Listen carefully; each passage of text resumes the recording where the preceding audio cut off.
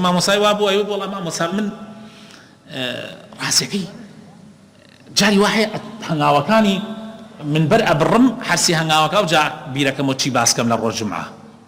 يعني كابرا حج وقت شون بيجاو خلقا دانشتي حسابه خلقا ناكا قسم بخوان من للروج شمو ترجمع حازرك للروج شمو حود دان الروج من بابك كوكما تاو تاري جمعة أهم هداكم أي جيد ولا من تاك أي جاتا لبان كرسيك سلامك كم دعاء بيرك موتشي باسكم بو خلقا ثم الله بريها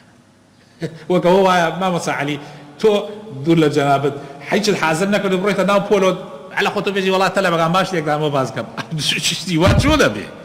شتيوات شو نبي دي من هاتوا من أم بابتي كأسبوع تاني باسكم صالي بار رمضان توابو بيرم كده صالي ده هاتو شي باسكم ولو أنا نمينم بس أجر ما بشي باسكم چونك يعني حستكم خلقك شي بيويستا أو بابتك ري باسكي يتر خلقي بينا خوش بس هسه قصي واحد توي كي هني قصي بي بيتعقد بيه وحسره بيه ورطه دشبر غيبت الشقا بابك مهم من جاندم ابو هريره اي فرمو والله اذا ما ناوشانت انا بيتان خوشه بيتان ناقوش كيف يخوت انا هو من دينك كتاب بواسكم ايات وحديثان بواسكم